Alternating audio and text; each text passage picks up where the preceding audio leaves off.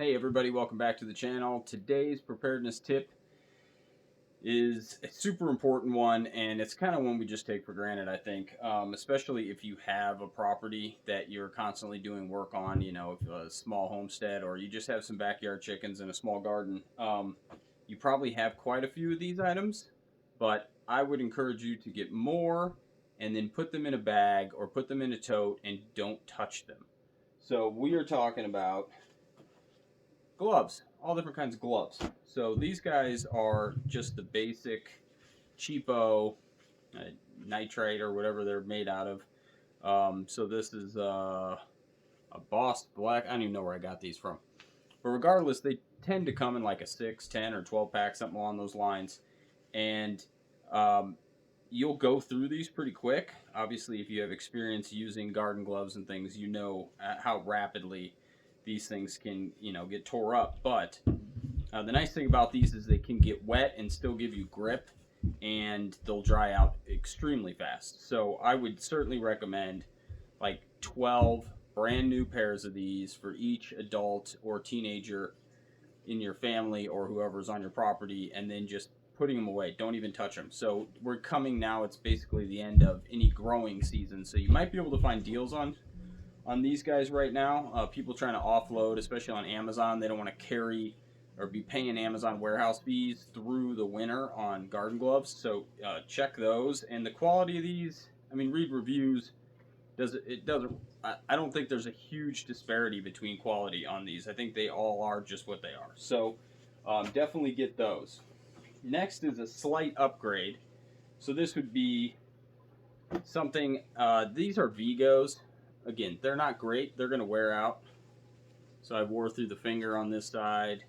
Um, Starting to peel off the grip surface on the side. But these have a rubber padding on the back of the fingers and the knuckles and stuff on your hands. So I like to use these more for when I'm doing mechanic type stuff.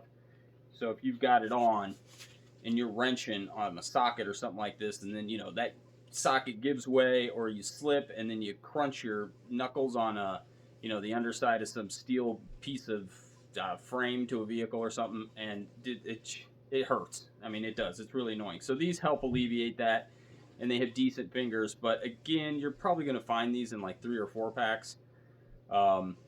If you find a decent deal on them, like $10 to $14 a pair tops. I think I paid less than that for these. They did carry them at Costco for a minute, and I think that's where I got 3 packs of these for like $20 or something along those lines. So basically, $7 a pair or so. But they'll wear out. So again, if you got like a mechanic's glove or something you really like already, I would buy a minimum of 3 pairs, probably 6 for each adult. And again, chuck them somewhere. Those are not going to be the ones you bust out right now and start using every day and wearing them down. They're obviously not perishable, so just store them in a tote and make sure that they're ready to go. These also, gloves like these could be in your shooting bag, so your range bag, whatever you've got, because as long as it's not too frigid outside, you've got really good dexterity in here, and so you could do things like go through the woods and still be able to use your firearm for sure in a hurry with those. This is the same concept. This is another Costco pair that I've heavily used. This is a Wells Lemon. If you don't do stuff like, because this is not real leather, if you don't do stuff like move bricks or cinder blocks and things like that, these will hold up okay. But if you start, like I moved bricks in a pair of these, and within the first couple hundred bricks I shredded that from the sharp edge of the brick. So because this is not real leather, it's not super durable. So again, we're talking about a glove you can pretty much use all your fingers very easily in. This does not have the padding on the back, but I mean, it's extremely comfortable. Like you can wear these things basically all day working in them and have no issues. Now these are heavily worn and used out over this past summer, but same concept. You probably don't need both. You just kind of need to pick on what kind of like lower tier work glove you like, and just make sure you have plenty of those. These are mechanics. Okay, so these are a cold weather mechanics, and they are actually quite warm. I tested them out today because I just bought a 2-pack of them, and I'm contemplating going back to Costco and getting more. But obviously, if you need to use all your fingers, but you're working in 30 degrees or 20 degrees, I mean, you're not going to walk in the Arctic with these. These aren't going to keep your fingertips warm at 5 degrees or -5. But they actually are, Mechanics are a good brand, but I think anybody that tells you that wear Mechanics gloves regularly for whatever their profession is, again, they will wear out. So don't think, hey, I've got 2 pairs of Mechanics and I'm going to go into a grid down or whatever um, type situation, and those gloves are going to last you a year, especially when you're probably going to do 10 times the amount of physical labor you do now in those scenarios. So I love Mechanics. They always fit well as long as you have, as long as you have previous experience, you know what size to buy. You're going to have a well-fitting glove, and they're a little more expensive than like these guys are. Like a good pair of Mechanics could be, I don't know, 17 to 25, sometimes a little bit more expensive if you buy them at the wrong place. But if you wear them a lot, in a couple months, you're probably going to start getting holes in them. So I don't have my pair of really expensive gloves. They're down in the shop. But this might be the time, if you get a couple pairs of these type gloves, like probably another 2 or 3 pairs of a little bit higher tier glove at least, assuming that you have these. If you're just going to go straight Mechanics, you probably want 8 pairs of straight Mechanics. But this might be the time too, like, to go out and get that $70 pair or $80 pair of not just like a real high quality work glove. And you can find these in many different places. I was just in a Duluth department store the other day, and they have some pretty darn good gloves there that are in that $60 to $100 range for people who might have to work on utility lines or something like that in the middle of winter. So they have really good insulation, and those exterior shells are really going to hold up.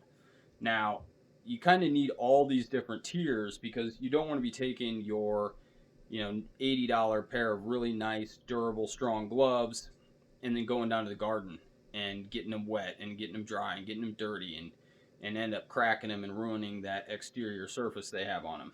So, yes, you do want to have a couple pairs of those really, really nice, well-made gloves, but you don't want to have them and say, I'm good.